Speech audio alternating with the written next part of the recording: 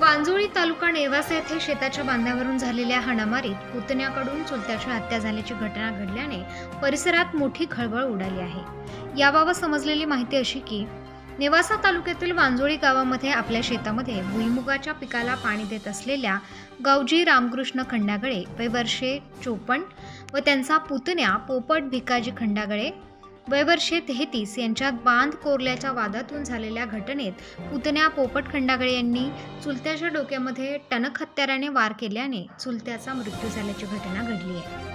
घडलेल्या घटनेबाबत दत्तात्रय खंडागळे यांनी दिलेल्या फिर्यादीवरून आरोपी पोपट खंडागळे यांच्यावर सोनई पोलीस स्टेशनमध्ये गुन्हा रजिस्टर नंबर 496/2024 प्रमाणे BNS कलम 103A 352 प्रमाणे गुन्हा दाखल करण्यात आल्याने आरोपीला अटक करून न्यायालयात हजर केले असता त्यास 4 दिवसांची पोलीस कस्टडी सुनावण्यात आली आहे। घटनेनंतर मयताचे नातेवाईक, गावातील सरपंच, चेअरमन, नागरिक यांनी थेट पोलीस स्टेशन गाठत आरोपीला फाशीची शिक्षा देण्यात यावी यासाठी निवेदन दिले। यावेळी सोनई पोलीस स्टेशनचे सहाय्यक पोलीस उपनिरीक्षक विजय माळी यांनी आरोपीला कठोरातील कठोर शिक्षा देण्यासाठी प्रयत्न करू असे उपस्थितांना आश्वासन दिले।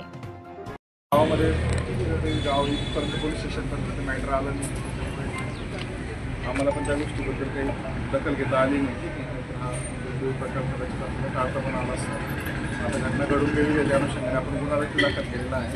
त्याला पण फाशी कठोरात कठोर एक फाशी नाही तर मग जन्मठेपेची शिक्षा कशी होईल या दृष्टिकोनातून दिला नाही पाहिजे, नाही तर मुलगा जगू शकत नाही। केस कशी अंडर ट्रायल चालेल त्या दृष्टिकोनातून आरोपीला जामीन कसा होणार नाही त्या दृष्टिकोनातून आम्ही तसेच